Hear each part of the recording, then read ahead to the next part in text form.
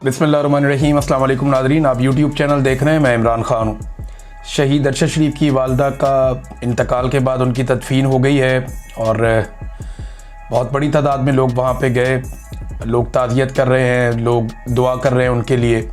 और पाकिस्तान भर में लोगों को बड़ी तकलीफ़ है कि एक माँ अपने बेटे के लिए इंसाफ मांगती मांगती इस दुनिया से चली गई। ये कोई पहला वाक़या नहीं है।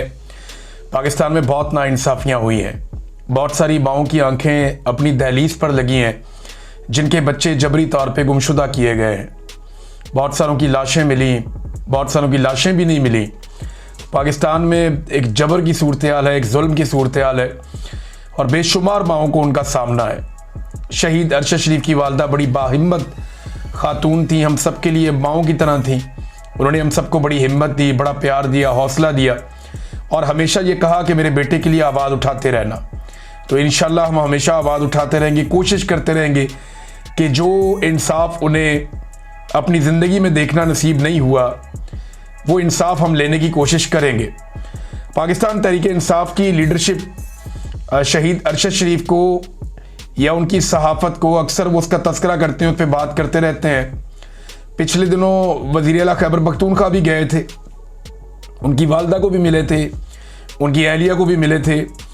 लेकिन अफसोस का मुकाम है, मुझे कुछ सहाफ़ी उन्होंने बताया जी कि इस्लामाबाद में या वहाँ मौजूद होने के बावजूद तहरीक इंसाफ के बहुत सारे लीडर्स या कोई भी जो है वो ख़ास आदमी तहरीक इंसाफ का या कोई लीडर वहाँ नमाज जनाजा में नहीं पहुँचा। इस बात का हमें दुख है, तकलीफ़ है। शहीद अरशद शरीफ के हवाले से वो हमेशा बात करते हैं, तो उन्हें जाना चाहिए था। ये एक ऐसी माँ है जिसने बड़ी कोशिश की इंसाफ के लिए, लेकिन बदकिस्मती उन्हें उनकी ज़िंदगी में इंसाफ नहीं मिला। 3 साल और 3 दिनों तक उन्होंने कोशिश की और आखिरी वक्त तक जो लोगों से वो बात करती रही वो यही बात करती रही कि अरशद के इंसाफ के लिए आवाज़ उठाओ। हम हमेशा आवाज़ उठाएंगे इंशाल्लाह और एक दिन इंसाफ होगा, हम सारे होता हुआ देखेंगे भी। अब नाजरीन, कुछ खबरें मैं आप तक पहुंचाता हूं कि 4 सद्दा का जलसा हुआ पहला। अगले दिन खैबर के अंदर एक जरगा हुआ बहुत बड़ा, वो भी एक जलसा था। और उसके बाद अगले दिन करक के अंदर एक बहुत बड़ा जलसा हुआ। तो सीएम अफरीदी साहब जो हैं वो उन्होंने बड़े तगड़े हैट्रिक की है जलसों की और अवाम की उनके अंदर शमूलियत से अंदाज़ा होता है कि एस्टेब्लिशमेंट के लिए मुश्किलात पैदा हो गई हैं। यानी पहले धमकी लगाई गई कि इसको हम आने नहीं देंगे और हम इसको वज़ीर आला नहीं बनने देंगे, हमें ऐसी सूबाई हुकूमत ही कबूल नहीं है, ये भी कहा गया। तो DGSPR को खुद भेजा गया पेशावर, उन्होंने जाके बड़े सख्त अल्फाज इस्तेमाल किए। लेकिन अब एस्टेब्लिशमेंट के लिए मुश्किलात बढ़ रही हैं। जितना ज़्यादा सुहेल अफरीदी साहब को टाइम मिल रहा है वो बिल्कुल इमरान खान साहब की तरह तेज़ी से जलसे कर रहे हैं। ये इमरान खान साहब ही करते थे, एक दिन में 2-2 जलसे, और वो यानी 60 जलसे उन्होंने ऊपर नीचे एक दफ़ा कर दिए थे। तो उनका तो रिकॉर्ड शायद पाकिस्तान में कोई तोड़ भी ना सके। लेकिन सुहेल अफरीदी ने बड़े तूफ़ानी किस्म के जलसे किए, बहुत बड़ी तादाद में लोग वहाँ पर आए। तो इससे एक बात तो वादे होती जा रही है कि वक्त गुजरने के साथ साथ वो मोमेंटम पकड़ रहे हैं। जब मोमेंटम उनके हाथ में आ जाएगा और खैबर पख्तूनख्वा पूरी तरह खड़ा हो जाएगा तो फिर उसके बाद उन्हें हटाना मुमकिन नहीं रहेगा। ये एस्टेब्लिशमेंट उसके बाद उन्हें हटाने की कोशिश करेगी भी तो नहीं कर पाएगी। वजह यह है कि लोग बहुत बड़ी तादाद में फिर रिएक्शन देंगे और ये जो एक ताल्लुक है वो इस सीएम के साथ अवाम का बनता चला जाएगा। अब ऐसा लगता है कि सुहेल अफरीदी की मुलाकात करवा दी जाएगी इमरान खान साहब से। वजह यह कि एस्टेब्लिशमेंट ने अपनी ज़िद करके देख ली कि पहले हमसे मिलो फिर इमरान खान साहब से मिलो। लेकिन उन्होंने कहा जी मैं तो इमरान खान से मिलूंगा और इमरान खान मुझे कहेगा तो मैं आपको मिलूंगा, वरना मैं नहीं मिलूंगा। और वो इमरान खान साहब के हुक्म के खिलाफ जाने के लिए अभी तक तो राजी नहीं है सुहेल अफरीदी कि बिल्कुल इमरान खान साहब के फॉर्मूले पे मैंने चलना है, जो वो कहेंगे उसके मुताबिक चलूंगा। उन्होंने मुझे वज़ीर आला खैबर पख्तूनख्वा बनाया, ये सुहेल अफरीदी की सोच है। अब ये सोच एस्टेब्लिशमेंट के लिए खतरनाक है।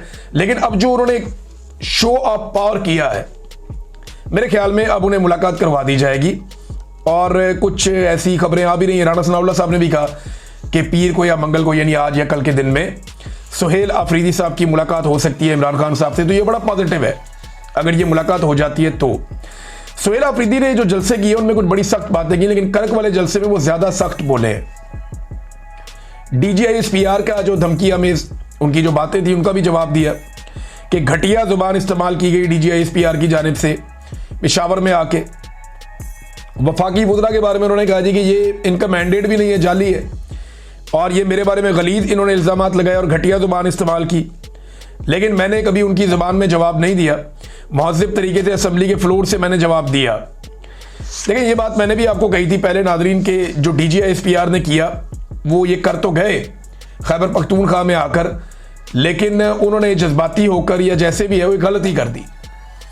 जो एक सरकारी मुलाजिम होता है ना, वो अवामी नुमाइंदे के साथ पंगा नहीं ले सकता, और ले तो इस लेवल तक वो जा नहीं सकता, और अगर कुछ करना है तो वो पर्दे के पीछे रहकर कर सकता है। जब वो अनाउंस कर देता है ना तो वो कमज़ोर हो जाता है, फिर उसकी वो ताकत नहीं रहती। तो अब सुहेल अफरीदी साहब के हाथ में है, वो इसको जहां मर्जी मरोड़े।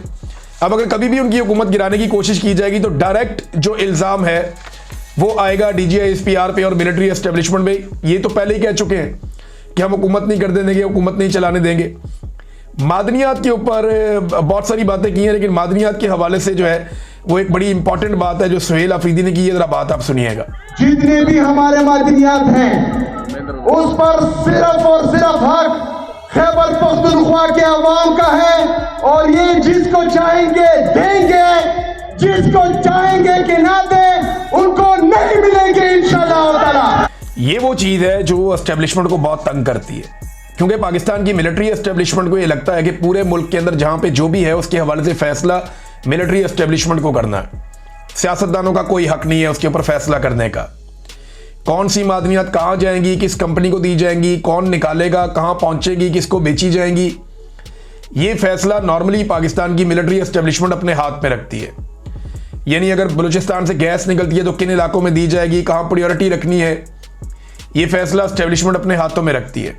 DGISPR की बात आपको याद होगी, उन्होंने जहेज वाली बात की थी इन कुदरती वसाइल को लेकर कि जहेज में तो नहीं लाए, ये तो कौम के है। तो वो एक्चुअली ये वो रद्द-ए-अमल था कि मिलिट्री एस्टेब्लिशमेंट हमेशा ये समझती है कि पाकिस्तान के अंदर जहां जहां जो जो मादनियात पड़ी है उनका क्या करना है, ये फैसला मिलिट्री एस्टेब्लिशमेंट ने करना है, कोई अवामी हुकूमत इसका फैसला नहीं करेगी। उनके दिमाग में ये है।